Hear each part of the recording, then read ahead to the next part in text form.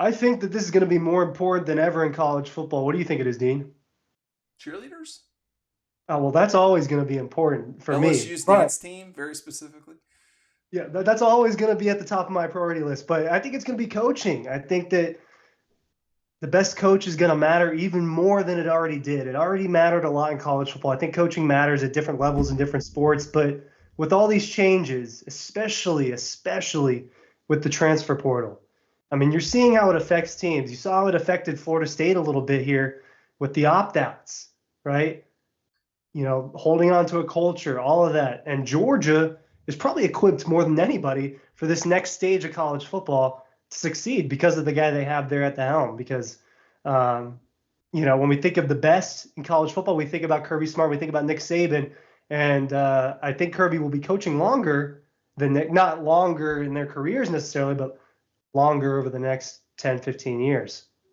Yeah, I mean, I think what you're pointing at is what we're seeing in college football, which is just because a guy signs with you doesn't mean you're going to keep him. Just because he signs elsewhere doesn't mean you won't get him. It will be more about. I think what you're describing, maybe the term management is maybe a better way of putting it rather than coaching. But these guys are coaches. They're teachers. They're managing things. But yeah, I think the way you run your program is about to be more important than ever before. And I think we saw two stark differences in Miami. One of those was not like the other.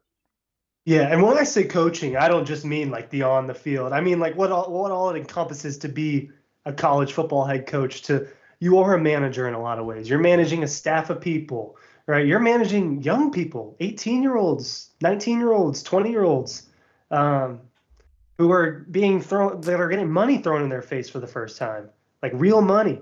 Right? It's a different world than it was before, right? Those McAvery things were money. happening, but it's different now. And you look at with Florida State. I mean, that was what you saw was a complete difference in reaction to bad news, and then what they were going to do forward. The deal with Florida State. I'm not going to sit here and say all the things that people are saying online, just calling their players mercenaries and all that. But it is a little bit different when you don't have a coach that's been there for a while that has this established culture. Most of your important guys weren't always all there.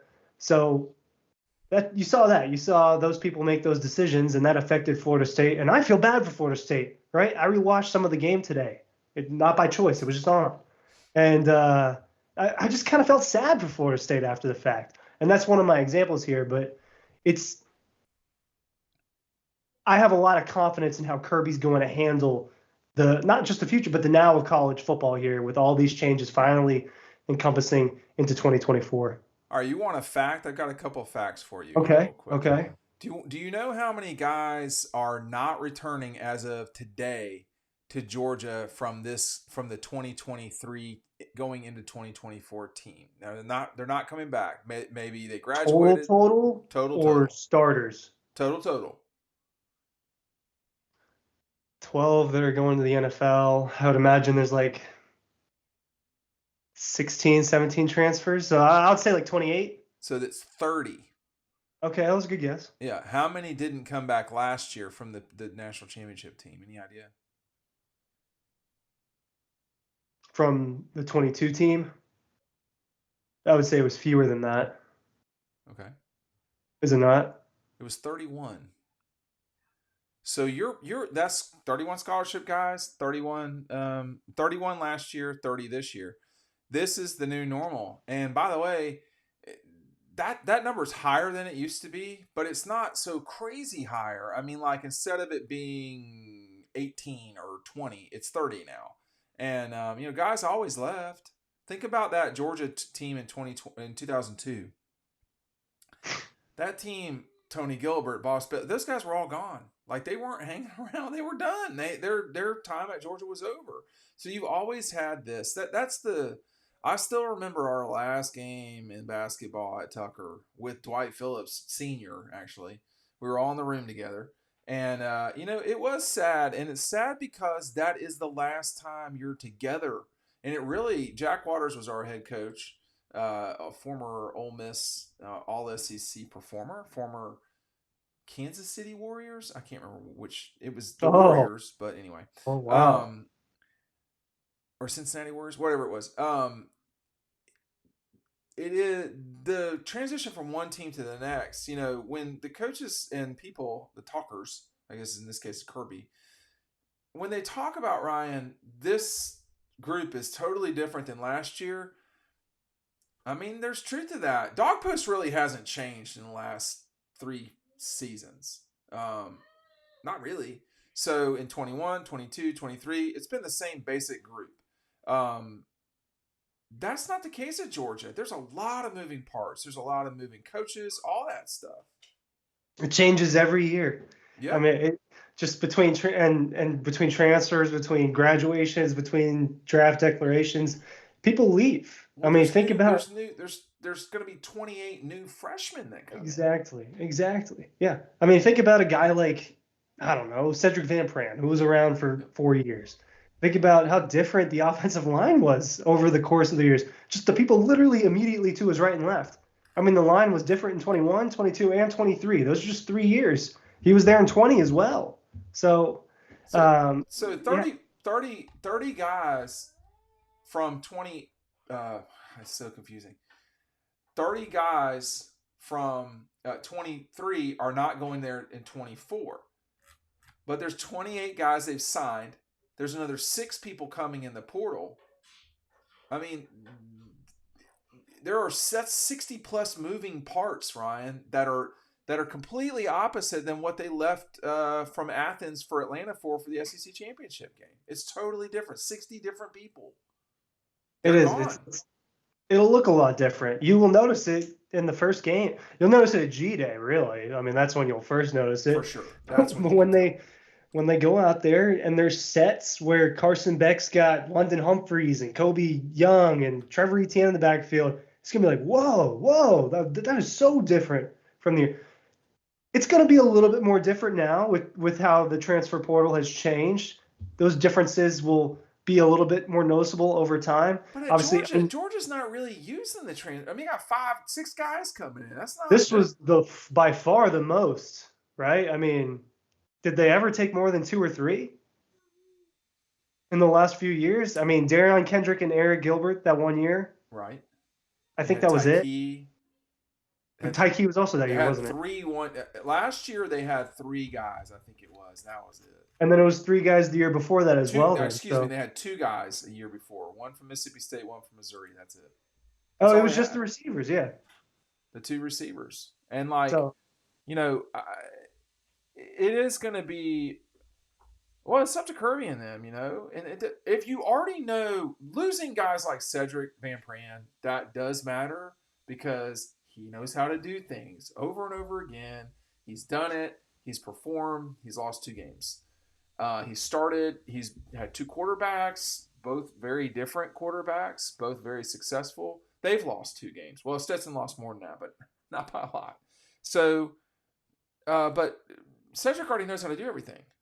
And Brock Bowers already knows how to do everything. Lab McConkey, Milton, Edwards, Vandergriff. Those guys are all gone. I mean, Vandergriff was there for 3 years, man. 21, 22, 23. So, you had a reliable backup who went in there in legitimate game time, at least against Ole Miss, I think it was, or Missouri. I can't remember which game it was. Kentucky. Kentucky. Okay.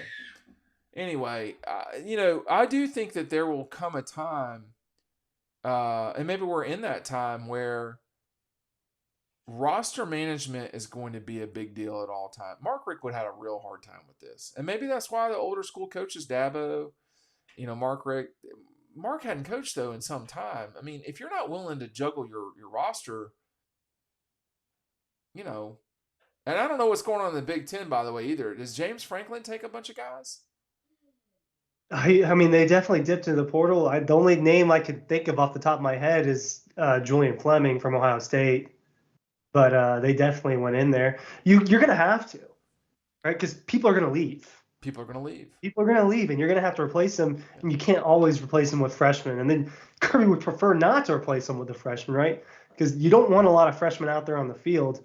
But I think management is almost a better way to put it. How can you manage a program that part of the job, it just got a lot harder. It's just harder than what it was. You There's know more what? stuff you have to deal with. You know what's curious though? I mean, Sori and Pop both left. They'll be starters. They'll be SEC starters. One of them was an SEC starter at Georgia. They didn't replace him with transfer guys. They already had the guys there. And Yeah. so I do think that I think maybe the term culture is overused, but like, what is Having that your, infrastructure and those building blocks and keeping at least a few of them, that's important. yeah, it is important. And I'm at some point, Georgia will replace Carson Beck. I mean, this guy's been there since 2020. Um, it's been a long time. It was not out of the question that he be the person that came off the bench at Arkansas. Now that was worlds away. That was the first game of the 2020 season. That feels like a long, long, long time ago. In many ways, it was. He was not the first person. It was Stetson, which gave Stetson a heads up from that point forward.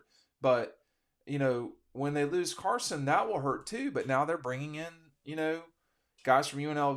They got Stockton, Puglisi. It's just a new world. I don't necessarily hate it, but it is something that you have to deal with if you're a college head coach. How much do you think it matters at the end of the day? I think it matters a lot. I mean, you could lose key pieces. I mean, you've got to be able to replace them, whether it be through the portal or whether it be from what you've been building from the beginning, specifically in that front. You also, I mean, not just portal though. You got to be able to manage NIL. You just do. Well, that's true You too. have, and it's going to matter. I think we've already seen it affect recruiting, and we've seen it affect recruiting for Georgia. So that's a part of the game too, is doing that right, in addition to everything else that there already is to being a head coach. And now you got to play better teams more often. So it's just that job stress level, I would imagine, was here and now it's here. So yeah, I just went off the page. Well, yeah. So Well, the money was here and now it's here. So it's they're true. they're getting paid. That's for sure. All right. Thanks for watching. We'll see you on the next video.